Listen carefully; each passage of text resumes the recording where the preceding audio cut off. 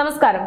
നടക്കാത്ത പദ്ധതിയുടെ പേരിൽ വാചകമടിക്കുക, വോട്ട് വാരിക്കൂട്ടുക, ആ പദ്ധതി നടപ്പിലാക്കുമെന്ന് പറഞ്ഞുകൊണ്ട് കോടിക്കണക്കിന് രൂപ പൊതുഖജനാവിൽ നിന്ന് ഇറക്കുക, ഇതും പോരാഞ്ഞ പൊതുജനങ്ങളെ ബുദ്ധിമുട്ടിക്കുക, പദ്ധതിയുടെ പേരിൽ പലരുടെയും കിടപ്പാടം പോക്കുക, ഇങ്ങനൊരു നയം സ്വീകരിക്കുന്ന നേതാക്കന്മാരിൽ അല്ലെങ്കിൽ നമ്മുടെ ഒരു മുഖ്യമന്ത്രി പദവിയിൽ എത്തിയിരിക്കുന്ന വ്യക്തികൾ ആര് എന്ന് ചോദിച്ചാൽ അതിൽ ഏറ്റവും ആദ്യത്തെ ഉത്തരം കേരള മുഖ്യമന്ത്രിയായിട്ടുള്ള നിലവിലത്തെ മുഖ്യമന്ത്രി പിണറായി വിജയൻ എന്നത് തന്നെയായിരിക്കും.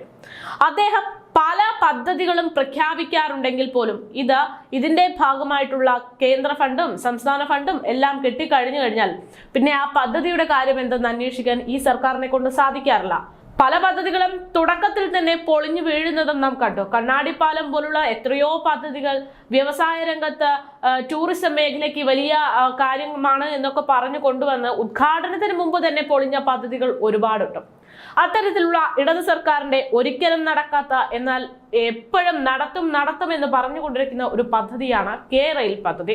കെ-റെയിൽ അഥവാ സിൽവർ ലൈൻ അത് കൊണ്ടുവന്നിരിക്കുമെന്ന മുഖ്യമന്ത്രി മൈക്ക് കിട്ടുമ്പോഴൊക്കെ പ്രസംഗിക്കുന്നത് നാം കാണാറുണ്ട്. ഇതിന്റെ പേരിൽ കോടിക്കണക്കിന് രൂപ ചെലവിട്ടിട്ടുമുണ്ട്. അതായത് പദ്ധതി ആരംഭിച്ചിട്ട് പോലുമില്ല, അപ്പോൾ തന്നെ ഇതിന്റെ പേരിലുള്ള നിരവധി തുക നഷ്ടമായിരിക്കുകയാണ്.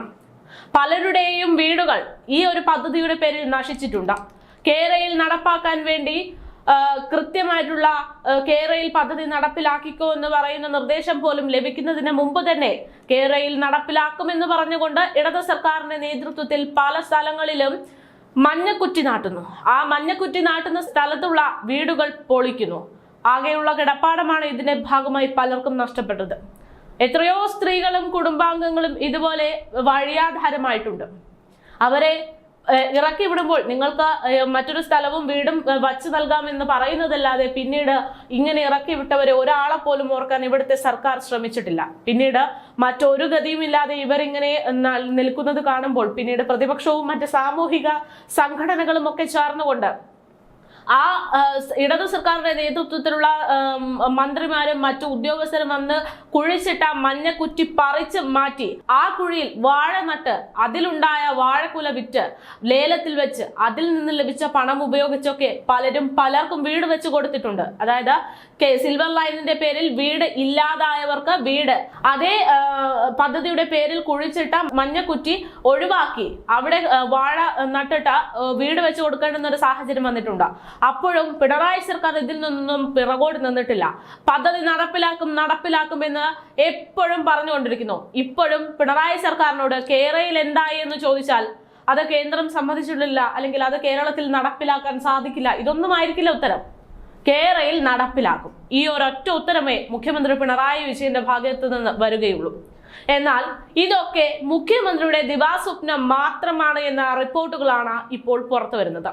പ്രാഥമിക നടപടികൾക്കല്ലാതെ മറ്റൊരു കാര്യത്തിനും കെ-റെയിൽ സിൽവർ ലൈൻ പദ്ധതിയുമായി ബന്ധപ്പെട്ടിട്ട് സംസ്ഥാന സർക്കാരിന് അനുമതി നൽകിയിട്ടില്ല എന്നാണ് റെയിൽവേ മന്ത്രി അശ്വിനി വൈഷ്ണവ് വ്യക്തമാക്കുന്നത്. രാജ്യസഭയിൽ കെ-റെയിൽ വിഷയവുമായി സംസാരിക്കവേ ജോൺ ബ്രിട്ടാസിന് മറുപടി നൽകുകയായിരുന്നു അദ്ദേഹം. പദ്ധതിയുടെ TPR അതായത് വിശദ പദ്ധതി വിവര റിപ്പോർട്ട് തയ്യാറാക്കുന്നതിന് മാത്രമാണ് തത്വത്തിൽ കേന്ദ്രം അംഗീകാരം നൽകിയതെന്ന് മന്ത്രി വ്യക്തമാക്കുന്നു. മുംബൈ അഹമ്മദാബാദ് അതിവേഗ റെയിൽ പദ്ധതിക്ക് മാത്രമാണ് ഇത്തരം പദ്ധതികളുടെ ഗണത്തിൽ രാജ്യത്ത് അനുമതി നൽകിയിട്ടുള്ളത് എന്ന് മന്ത്രി കൂട്ടിച്ചേർത്തു. സിൽവർ ലൈൻ പദ്ധതിക്കെതിരെ വ്യാപകമായ എതിർപ്പുണ്ടായിരുന്നിട്ടും എന്ത് വില കൊടുത്തും നടപ്പാക്കുമെന്നാണ് ഇപ്പോഴും മുഖ്യമന്ത്രി പിണറായി വിജയൻ പറയുന്നത് എന്നത് ഇവിടെയാണ് നാം ഓർക്കേണ്ടുന്നത്. ഇക്കാര്യത്തിൽ കേന്ദ്ര സർക്കാരിന്റെ യാതൊരു പിന്തുണയും ഇല്ല എന്ന് തന്നെയാണ് റെയിൽവേ മന്ത്രാലയം വ്യക്തമാക്കുന്നത്. ഈ ഒരു സാഹചര്യത്തിൽ ഇവിടെ ചോദ്യചിഹ്നമാകുന്നത് ഈ പദ്ധതിയുടെ പേരിൽ വഴിയാധാരമായ ആളുകൾക്ക് എന്ത് നടപടി ഈ സർക്കാർ സ്വീകരിക്കുന്നു എന്നതാണ്. ഇങ്ങനെ വഴിയാധാരമാകുന്ന ആളുകൾ മാത്രമല്ല, സിൽവർ ലൈൻ പദ്ധതിയുടെ പേരിൽ ശമ്പളം പോലും കിട്ടാതെ നിൽക്കുന്ന ഒരുപാട് ഉദ്യോഗസ്ഥരുണ്ട് എന്ന റിപ്പോർട്ടും പുറത്തു വന്നിട്ടുണ്ട്. അതായത് കെ-റെയിൽ പദ്ധതിയുടെ ഭാഗമായിട്ട് അതിനുവേണ്ടി സർവേ ഉൾപ്പെടെ നടത്തുന്ന ഉദ്യോഗസ്ഥർക്ക് കൃത്യമായിട്ട് ശമ്പളം പോലും ലഭിക്കുന്നില്ല എന്നാണ് വിവരം. അതുകൊണ്ടാണ് ഞാൻ തുടക്കത്തിൽ പറഞ്ഞത്, നടക്കാത്ത പദ്ധതിയുടെ പേരിൽ കോടിക്കണക്കിന് രൂപ സമ്പാദിക്കുന്ന ഒരേ ഒരു സർക്കാർ അത് നമ്മുടെ നാട്ടിലെ മുഖ്യമന്ത്രി പിണറായി വിജയന്റെ നേതൃത്വത്തിലുള്ള ഇടത് സർക്കാർ തന്നെ ആയിരിക്കുമെന്ന്.